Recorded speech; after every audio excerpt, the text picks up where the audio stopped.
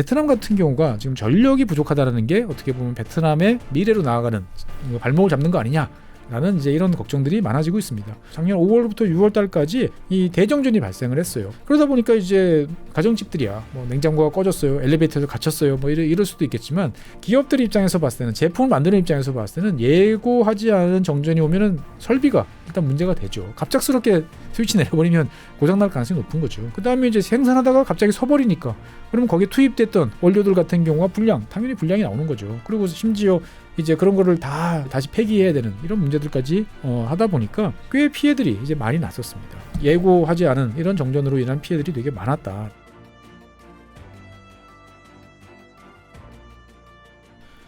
네, 안녕하세요. 최준영입니다. 오늘은 여러분들이 이 나라를 제가 한 번도 소개를 안 한 것 같습니다. 한국분들 어떻게 보면은 제일 휴가차, 놀러차, 업무차 많이 가는 나라 중에 하나, 경기도 다낭시가 있는 네, 베트남 이야기를 오늘 한번 해보려고 합니다.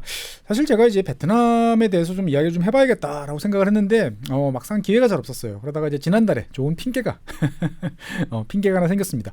푸틴 러시아 대통령이 이제 북한을 이제 방문을 했었죠. 그래서 뭐 그 여파가 지금까지도 여러 가지로 이제 있고 어떻게 보면은 그 문제도 한번 좀 다뤄봐야 되는데, 이 푸틴 대통령이 이제 평양을 떠난 다음에 모스크바로 돌아간 게 아니고 그 다음에 어디로 갔죠? 베트남으로 갔어요. 베트남 하노이로 갔습니다. 그래서 이렇게 생각을 해보니까 제가 작년 12월 달에 이제 그 베트남에 갔었어요. 그때 이제 하노이 호치민 갔었는데 그때 자꾸 길에서 되게 고생을 했습니다. 왜 그러냐면은 하필 가는 날이 장날이라고 시진핑 주석이 이제 그날 하노이를 방문하는 거라 가지고 길이 그냥 다 막힌 거죠. 그래서 차는 꼼짝 못하고 이제 한 1시간 반 이상을 갇혔던 기억이 나는데, 그러고 따지니까 한 9달, 10달 사이에 바이든 대통령, 시진핑 중국 주석, 그 다음에 러시아 푸틴 대통령까지 어떻게 보면 세계 뭐 꽤 강대국 정상들이 다 방문을 동시다발적으로 하고 있다, 이런 생각이 들더라고요. 그래서 이거 베트남 장관 이야기를 이제 좀 본격적으로 해봐야겠다 싶었습니다. 어떻든 베트남 같은 경우는 현재 이제 뭐 푸틴 대통령 방문까지도 알 수 있듯이 어떨 때는 되게 미국이랑 가까워지는 것 같다가, 그러면서 어떨 때는 중국이랑도 뭐 아주 친하지는 않지만 대면 하면서도 또 뭐 할 건 다 하는 것 같고, 또 이제는 러시아까지 또 이렇게 오면서도 또 미국한테 또 적당히 익스큐즈 받는 것 같고, 참 외교 잘한다 이런 생각이 좀 등등 들 때가 있습니다. 그래서 사실 베트남 외교를 가르쳐가지고 이제 대나무 외교라고 합니다. 대나무 잘 아시잖아요. 이렇게 유연하잖아요. 휘고. 근데 부러뜨리려고 하면 안 부러집니다, 웬만하면. 그러니까 어떻게 보면 베트남에 많은 대나무처럼 유연하지만 든든하게 자기들의 실익을 잘 지키는 외교를 한다라고 이제 보여지는데, 이 베트남 같은 경우 이렇게 보면 그럼 주요 국가들이 와서 뭐 계속 이렇게 자기들랑 잘 지내보자라고 하고, 중국이라든지 싱가포르라든지 우리나라라든지 일본이라든지 보면은 많은 나라 기업들이 베트남에 대해서 FDI, 해외 직접 투자 계속 하고 있습니다. 우리나라 같은 경우도 총 누적으로 보면, 전체적으로 봤을 때 누적으로 보면 지금 거의 한 900억 달러? 1000억 달러까지는 안 됐지만 상당히 많은 액수를 투자를 했고, 실제로 뭐 삼성전자라든지 많은 기업들 지금도 많이 가 계시죠, 보면은.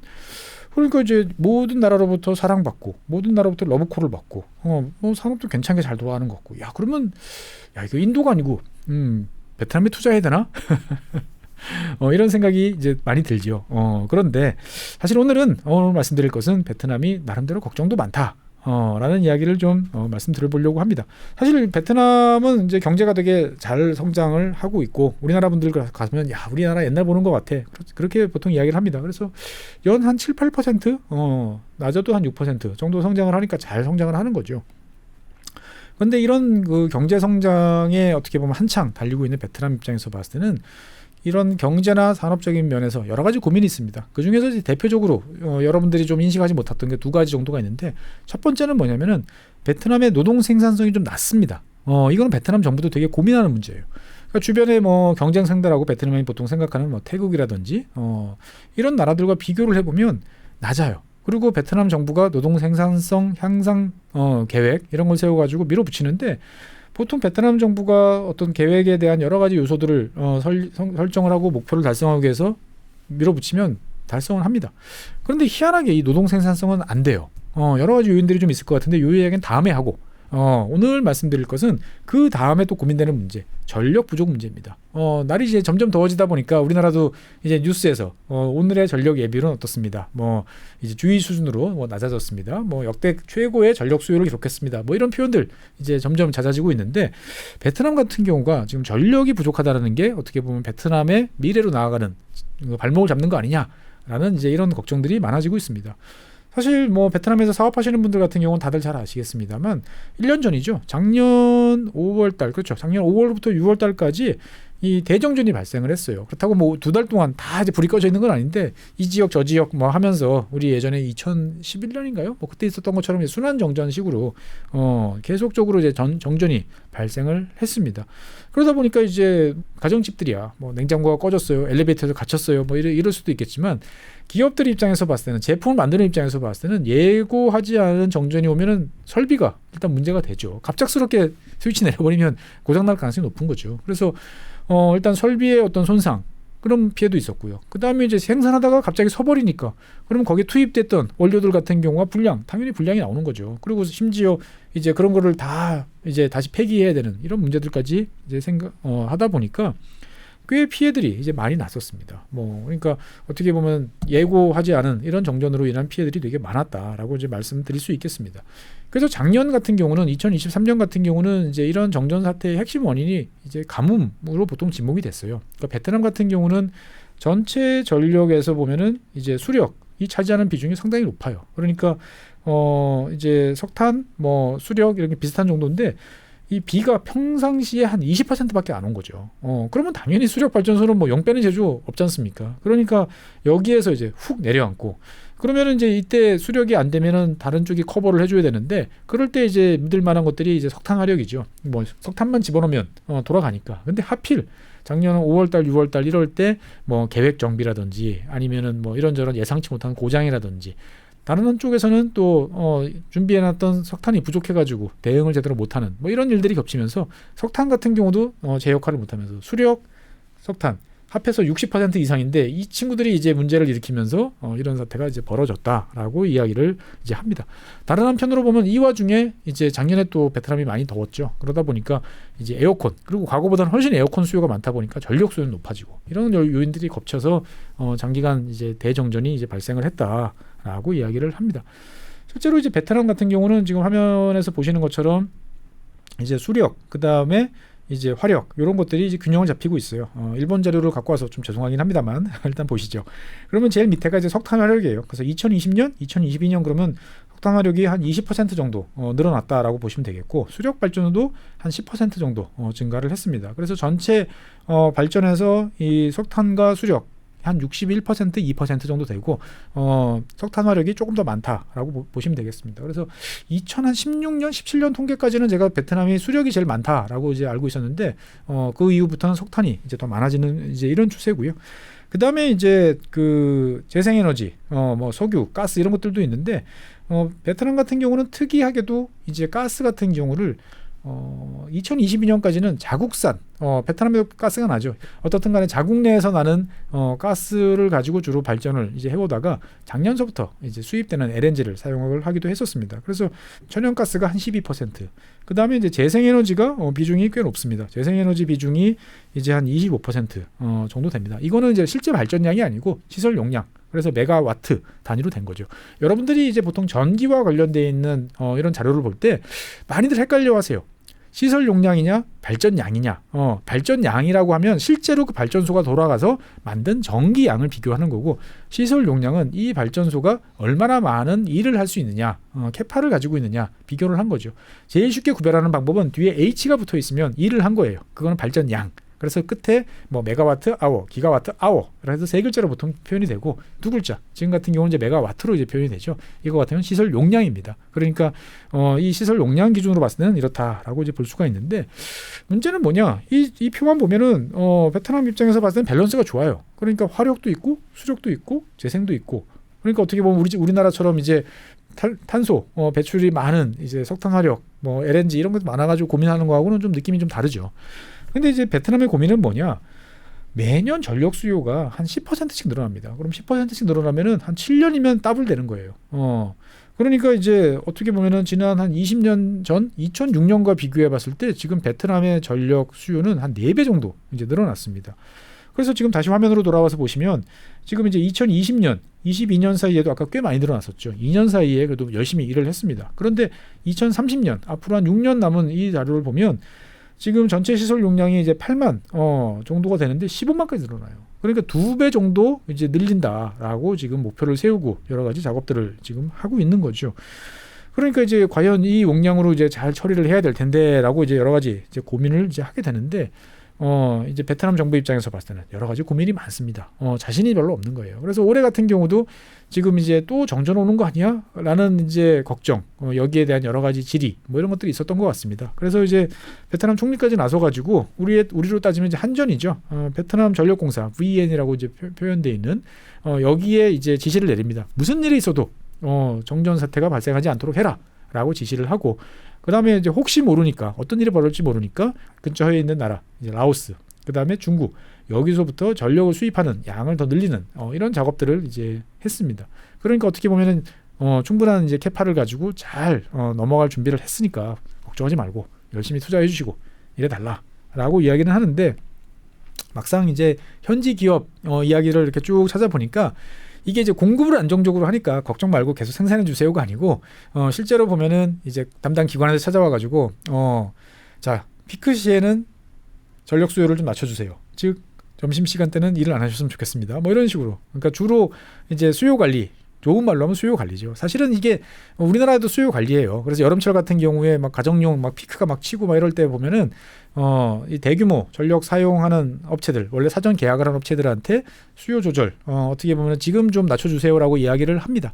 그러면은 이제 낮추는 거죠. 생산을 나중에 한다든지 이런 식으로 하게 되고 거기에 따라서 인센티브를 이제 제공을 받을 수 있어요. 근데 이제 인센티브 이야기는 없고 좀 이렇게 강압적인 방식으로 그때 하지 마라고 이야기를 하는 것 같습니다. 그래서 주로 이제 뭐 제가 찾아본 거는 이제 일본 쪽 이야기인데 좀 불만이 많은 것 같습니다.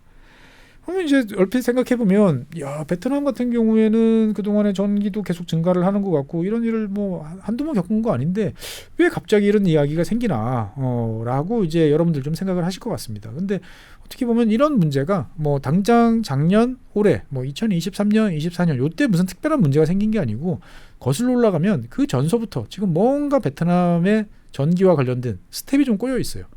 그러니까 베트남이나 우리나라 뭐 대부분 전 세계가 비슷해요. 그러니까 무슨 말이냐면은 전력을 어떻게 생산할 건지는 이게 되게 긴 사업이지 않습니까? 한번 만들면 30년 이상, 뭐 보통 40년까지 가동을 하는 거니까 섣불리 투자할 수 없고, 그 다음에 미래 수요에 대해서 대응도 해야 되고, 그 다음에 여러 가지 변화하는 것들을 계획을 하다 보니까 보통 10년짜리 계획을 많이 세웁니다.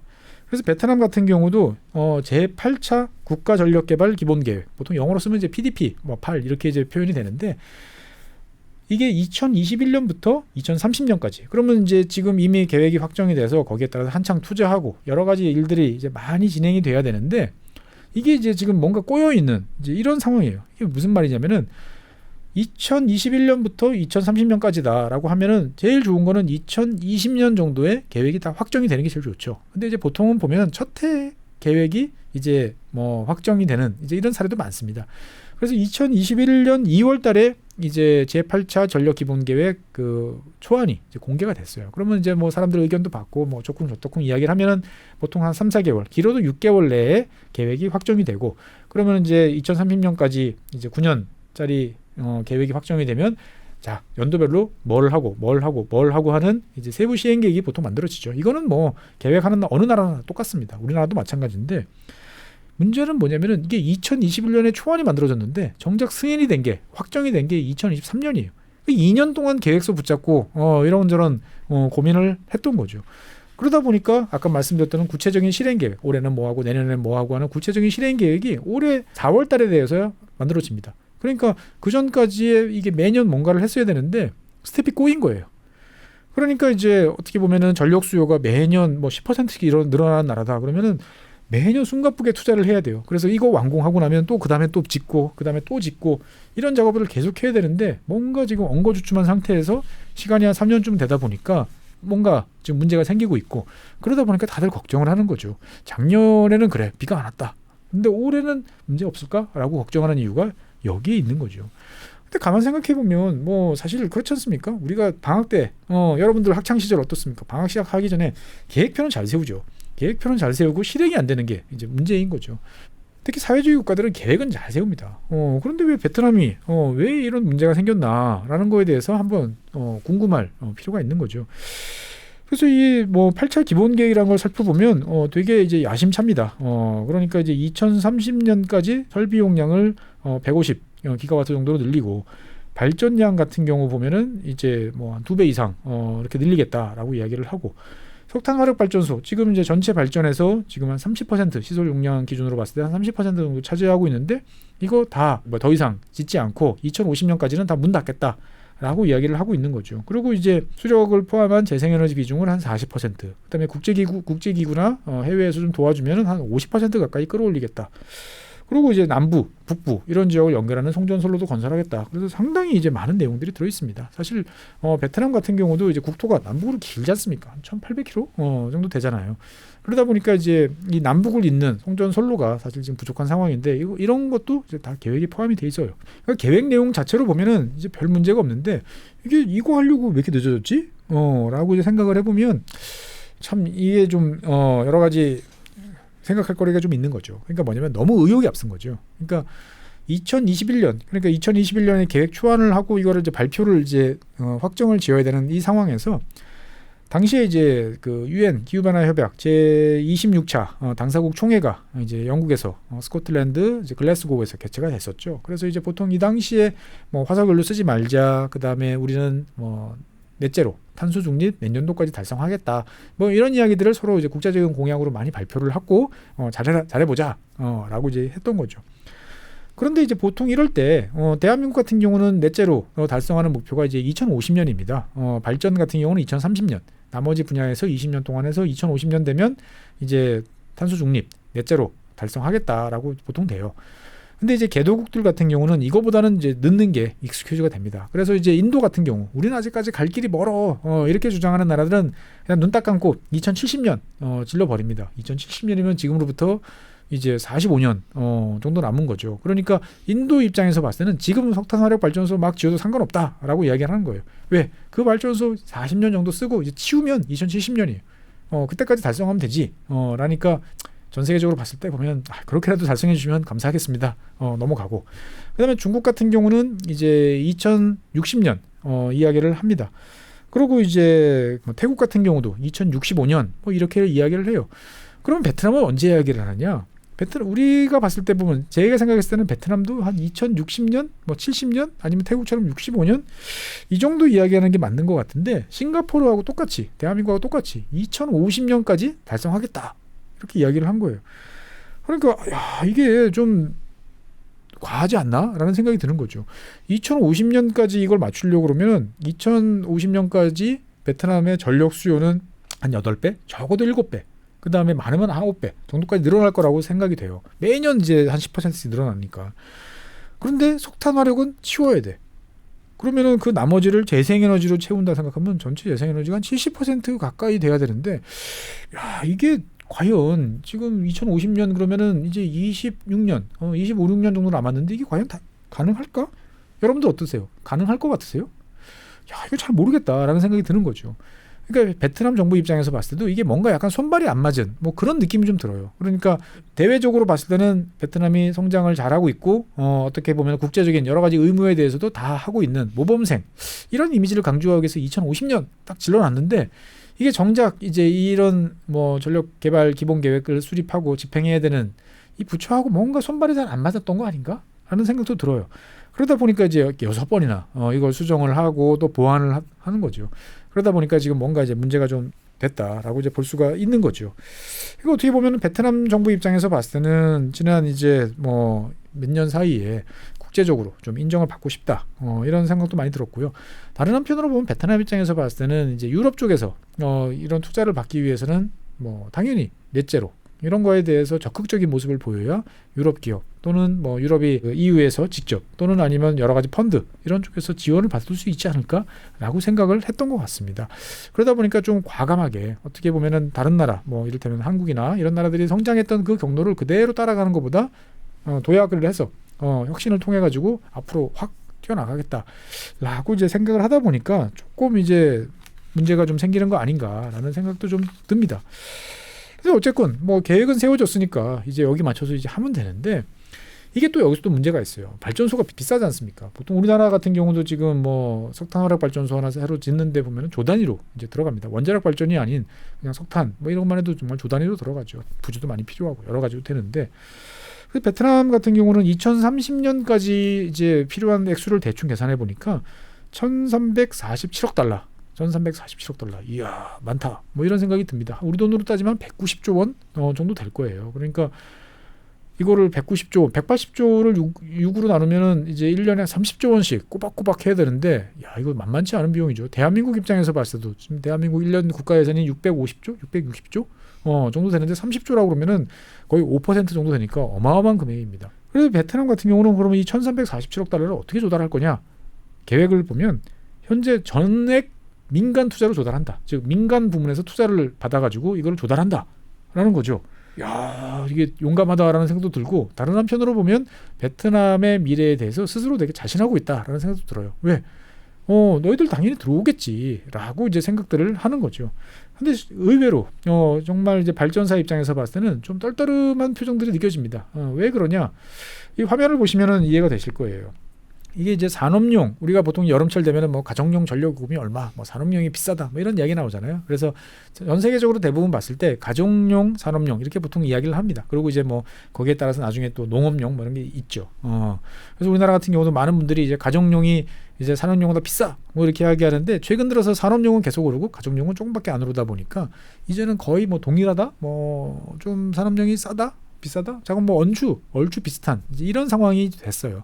사실은 산업용이 싼 건 맞거든요. 왜냐면은 여러분들 뭐 코스트코라든지 이런 마트에 가보시면 고기 살 때 이쪽에 가보면 잘 이렇게 팩에 담겨진 이거는 안심, 저거는 무슨 살 이렇게 해서 쫙 정리되어 있는 그 뒤편에 보시면 항상 커다란 이만한 고기 덩어리도 있습니다. 그거는 아직 정형하지 않은 거죠. 그냥 크게 떼서 싸게 100g당 g당으로 보면 싸죠. 내가 집에 가서 손질할 자신만 있으면 그게 더 좋은데 산업용 전력이 사실 그렇잖아요. 뭐 들어오는 전기 이런 것들이 보면 자가적으로 여러 설비를 갖추고 관리를 해야 되는 이런 이제 게 있다 보니까 어떻게 보면은 이제 정형되지 않은 그런 전기를 이제 받아 쓰는 이제 이런 상황이니까 뭐 자원 좀 비싸는 게 좀 싼 게 맞는 것 같은데 어떻든 지금 그래프를 다시 보시면 베트남이 여기 있어요. 킬로와트 아워당 베트남이 이제 국제 비교를 위해서 한번 이제 달러로 환산을 해봤어요. 그러니까 0.072달러. 그러니까 이제 0.07이면 얼마야? 7.2센트 정도 되는 거예요. 인도네시아가 0.077센트. 중국보다 베트남 전기가 쌉니다. 그 다음에 우리나라보다도 베트남 전기가 싸요. 그러니까 인도, 말레이시아, 필리핀, 태국, 일본 이렇게 비교해 보면은 베트남 전기가 매우 싸요. 그러니까 이건 두 가지 의미가 있죠. 즉 베트남에서 제조업을 하는 사람들 입장에서 봤을 때 보면 베트남 전력은 상당히 경쟁력이 있다. 이 정도 요금 싸지 않습니까? 지금 여러분들 보시는 것처럼. 그러니까 매우 경쟁력이 있다라고 이제 볼 수 있는데 문제는 민간 입장에서 봤을 때 이 발전을 해야 되는 민간 사업자 입장에서 봤을 때는 야, 이 요금 가지고 내가 안정적으로 30년 동안 목돈 투자해서 30년 동안 이익까지 회수를 해야 되는데 이게 과연 가능할까? 라고 이제 생각들을 이제 할 수밖에 없다. 라고 볼 수 있는 거죠. 사실 작년 같은 경우에 이제 베트남 같은 경우도 전력 요금을 4년 만에 이제 인상을 한번 했습니다. 하지만 이 민간 사업자 입장에서 봤을 때는 그 정도가 좀 택도 없어. 지금보다 한참 더 올려야 돼라고 생각을 하는데 베트남 정부 입장에서 봤을 때는 또 그것도 이제 수용하기가 상당히 이제 곤란한 이제 그런 상황입니다. 그러면 이제 베트남 같은 경우는 왜 이렇게 전력 요금이 싸냐? 그러면 이제 또 다른 한편으로 보면은 이제 왜 국가는 투자를 안 하냐? 이런 이제 의문이 드실 거예요. 전력 요금이 싼 이유는 제조업이라든지 이런 걸 유치하기 위해서 인위적으로 좀 낮춰놓는 이런 요인도 좀 있는 것 같고요. 다른 한편으로 보면은 베트남 정부는 어떻게 보면은 공공부채, 즉 국가 부채가 늘어나는 것에 대해서 되게 경계를 많이 하는 것 같습니다. 어떻게 보면은 다른 나라의 경제 발전사를 열심히 공부한 그런 나라 같아요. 그러니까 이게 잘 될 거야 라고 생각을 해서 국가가 보증을 쓰거나 직접 투자를 하거나 해서 마구 인프라를 늘려놨는데 이게 문제가 생겨서 나중에는 정말 곤혹을 치르고 그 다음에 잘못하면은 그냥 멈춰버리는 이런 경우들이 많았잖아요. 그러다 보니까 베트남 정부 입장에서 봤을 때는 현재도 지금 꽤 적지 않다라고 생각을 하고 더 쓰기는 쉽지 않으니까 이거를 민간에서 다 조달했으면 좋겠다라고 이야기를 하는데 과연 이것이 이제 가능할까라고 보면 좀 지켜봐야 될 것 같습니다. 그래서 이제 실제로 보면은 베트남 같은 경우는 이제 재생에너지도 이제 많이 해야 됩니다. 그래서 이제 우리나라에서도 이제 우리나라보다는 베트남이 재생에너지가 좋지 않을까라고 생각하시는 분들이 많은데, 베트남 같은 경우 보면은 이제 태양광, 풍력 중에서 풍력이 좀 더 유리하다라는 이야기를 많이 해요. 왜 그러냐면은 이제 뭐 베트남이랑 우리나라 다 육상에서 하는 거는 그렇게 큰 경쟁력이 없는 것 같고, 일단 바다로 나가는 게 좋다라고 이야기를 합니다. 베트남 같은 경우 일단 해안선이 길고요. 그 다음에 이제 해안선이 대부분 얕아요. 그러니까 이제 큰 비용, 아주 무지막지한 투자비 이런 거 없어도 그냥 이렇게 꽂아 놓으면은 안정적으로 나올 수 있지 않을까라고 기대를 많이 합니다. 이런 건 좋은데 뭐 유럽 기준에서 봤을 때 보면은 이제 풍량, 그다음에 안정적으로 계속 불어오는 뭐 지속성 이런 거는 약간 좀 이제 아쉬운데, 태양광보다는 그래도 이제 풍력이 낫다라고 이야기를 합니다. 그 태양광 같은 경우는 일단은 이제 대규모로 지으려면 뭐 평지 이런 데도 필요한데, 그런 지역이 좀 상대적으로 부족한 것도 하나 있고요. 그다음에 결정적으로 이제 우기, 비가 오면은 이제 생산이 안 되잖아요. 그런 것 때문에 베트남 같은 경우는 풍력이 좋다라고 이야기를 지금 하고 있습니다. 그런데 이제 지금도 보면은 설비 용량 기준으로 보면은 뭐 한 25% 돼요. 그러니까 꽤 많이 설치를 이제 해놨는데, 문제는 풍력이라든지 태양광이라든지 해서 나오는 이 전기 요금을 얼마로 할 건지에 대해서 이 협상이 잘 안 되는 그런 게 좀 있습니다. 그러다 보니까 이제 요금을 얼마로 받을 거냐라는 걸 둘러싼 이제 투자자들하고의 이제 갈등이 좀 있고요. 그 다음에 무엇보다도 이제 대규모 이제 태양광은 사실은 이제 개인이 조그맣게 할 수도 있지만, 해상풍력은 대규모 투자가 돼야 되잖아요. 그러면 대규모 투자를 하려고 그러면 여러 가지를 조사를 해야 됩니다. 일단은 뭐 설비를 세워가지고 이 지역에 바람이 얼마나 되는지를 정확히 또 재보기도 해야 되고요. 그 다음에 그 지역에다가 이거를 꽂아놨을 때, 그 다음에 어업권은 뭐 내가 어떻게 보상을 해줘야 되는지, 그 다음에 거기에 따라서 뭐 문제는 없는 것인지 등등에 대한 여러 가지 이제 제도적으로 검토해야 될 것이 많은데, 현재로서 이제 해외 사업자들이 봤을 때 보면 좀 이렇게 뭐라고 그래야 되나, 여러 가지 제도가 좀 미비하다, 아니면 좀 모호하다, 이런 이야기들이 좀 많은 것 같아요. 그래서 어떻게 보면은 이제 민간 사업자들 입장에서 봤을 때는 전력을 꼭 필요로 하는, 좀 비싸더라도 뭐 이런 전기가 필요한 아리백을 꼭 해야 돼, 이런 업체들과 직접 계약, 뭐 어려운 말로 PPA라고 부릅니다. 이런 거를 해서 그냥 우리끼리 하면 안 돼? 라고 이제 물어보는데, 베트남 정부는 아직까지 PPA 안 돼 라고 이야기를 하기 때문에 그러면 사업이 힘들지라는 이야기가 좀 이어지는 것 같습니다. 그리고 이제 태양광 같은 경우는 이제 소규모로 지어진 경우들이 많아요. 그러다 보니까 전체적으로 용량은 많은데 이제 송전망하고 직접 연결은 좀 안 돼 있는 경우들도 많다, 뭐 이런 이야기들도 있습니다. 그래서 이제 베트남 입장에서 봤을 때는 지금 좀 갑갑한 거죠. 전력 수요는 계속 늘어나, 투자는 민간이 들어와 줘야 되는데, 적극적으로 들어와 줘야 되는데 거기에 대해서는 별로 잘 없어. 뭐 어쨌건 뭐 이런 이제 고민들이 좀 있는 거죠. 그래서 일단은 이제 어떻든 간에 베트남 정부 입장에서 봤을 때는 2030년까지 당장 필요한 것은, 초점을 맞추는 것은 일단 LNG 쪽으로 초점을 맞추고 있습니다. 그래서 2030년까지 이제 LNG 화력 발전소를 13개, 그러면은 이제 매년 2개씩 건설해야 돼요. 건설을 해가지고 22.4기가 와트 정도의 시설 용량을 갖춰서 2030년 기준으로 전체 발전량의 한 15% 정도를 LNG 발전이 담당하는, 이런 쪽으로 이제 생각을 이제 하고 있는 거죠. 그리고 이제 다른 한편으로 보면은 전력 수요가 높은 북쪽, 그 다음에 뭐 해상 풍력이라든지 이런 것들이 좋은 남쪽, 이런 것들을 연결하는 송전선로, 이런 거 같은 경우도 이제 올해 6월달에 이제 한번 준공을 하고, 그래서 뭔가 이제 노력들은 이제 많이 이제 하는데, 이게 참 이 베트남은 사회주의 국가지만 여러 가지로 참 쉽지 않다, 뭐 이런 생각도 좀 들어요. 그러니까 이제 석탄 화력 발전소 같은 경우는 이제 민원 때문에 더 늘리기가 쉽지 않다, 이런 얘기도 좀 나오고 있고요.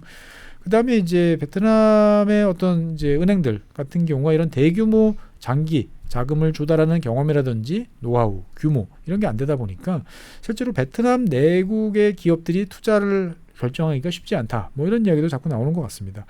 그와 더불어서 이제 환경단체 이제 반발도 좀 있고, 그 다음에 이제 뭐 금리가 뛰다 보니까 이제 국제금융 쪽에서도 선뜻 과거처럼 이제 분위기 좋게 주머니를 풀지 않는 이제 이런 면도 좀 있는 것 같아요. 그래서 이제 보통 이런 경우 같은 경우는 이제 해외 기업들이 이제 왔다 갔다 하면서 이제 입지를 좀 해보는데, 최근 들어서 이제 보면은 뭐 일본, 중국 이런 기업들이 좀 이제 입지를 좀 하고 있는 것 같아요. 그래서 일본 같은 경우는 베트남 상황이 상당히 급하니까 어떻게 보면 이제 해상, 그러니까 이제 LNG를 인수하는 육상의 기지를 지으려면 이게 도대체 몇 년 걸릴지 하세월이다. 그러니까 해양 플랜트로 딱 다 만들어가지고 과거에 독일이 했던 것처럼 그냥 끌고 가는 거죠. 끌고 가서 발전소는 육지에 지어놓고 거기에서 공급하는 LNG 인수 기지는 해양으로 바다 위에 부유식으로 지어놔서 이렇게 하면 2029년까지 발전을 이제 시작할 수 있지 않을까라고 이제 검토는 이제 하고 있는 것 같습니다. 이게 과연 될지 안 될지는 좀 봐야 되겠고요. 중국 기업들 같은 경우도 현재 50개 이상의 여러 가지 프로젝트를 지금 하고 있는데 베트남 정부는 이제 기존 프로젝트 이외에 이제 ESS라든지 그 다음에 뭐 수소, 암모니아, 그러니까 차세대 발전과 관련돼 있는 것도 중국 기업들한테 좀 더 투자했으면 좋겠다라고 이야기를 지금 하고 있습니다. 그래서 전체적으로 보면 어떻든 간에 상당히 이제 상황이 좀 다급한 그런 상황인데 해법은 매끄럽게 지금 이렇게 하면 되겠다라는 게 이제 보이지 않는 그런 면인 것 같아요. 그래서 이 베트남 이런 상황을 보다 보면은 저는 우리나라 1980년대 후반, 90년대 초반 이때가 좀 떠오릅니다. 기억하실지 모르겠습니다만 1990년대 초반에 대한민국도 전력이 되게 부족했어요. 그래가지고 막 전력 예비율이 막 내려가고 그 다음에 뭐 절전해라 어쩌라 막 이야기 되게 많았습니다. 뭐 사실 1980년대부터 90년대 한 초중반까지 어떻게 보면은 이제 그 노태우 대통령 시절에는 모든 것이 다 부족하던 이제 그런 시절이었죠. 그래서 근데 그 당시에 정말 순식간에 이거 문제를 해결을 했죠. 뭐 경부고속철도 놓고 경부고속도로도 이제 확장을 하고 신공항도 만들고 그다음에 무엇보다도 전력 같은 경우는 수도권에 전력을 공급하기 위해서 서산, 태안, 당진 이런 충남 해안 지역의 대규모 석탄화력 발전소, 복합화력 발전소를 이제 불과 2년, 뭐 2년 반. 제 기억에 보면 뭐 빠른 거는 2년, 길어봐야 2년 반 만에 막 우르르 다 지었어요. 그래서 지금까지 30년 동안 잘 쏘았죠. 그리고 어떻게 보면 베트남이 그런 속도전을 맞춰서 잘 진행할 수 있을까라는 생각 하나. 두 번째는 이게 베트남 입장에서 봤을 때 보면 전 개인적으로 좀 그렇게 느껴요. 베트남이라는 나라가 한국이나 중국과는 달리 어떤 이런 인프라 투자 여기에 대해서 이제 목숨을 걸고 막 덤벼드는 이런 면은 좀 약한데 이제는 좀 바꿔야 되지 않을까 이런 생각도 좀 듭니다. 어떻든 간에 오늘은 여러분들이 좋아하실 것 같은 하지만 제가 그동안 소개하지 않았던 베트남과 관련된 이야기로 찾아봤습니다. 그래서 뭐 베트남과 관련된 이런저런 이야기 앞으로도 기회 될 때 여러분들 찾아뵙고 재밌게 이야기를 나눠보도록 하겠습니다. 오늘 준비한 사항은 여기까지입니다. 시청해주신 여러분 대단히 감사합니다.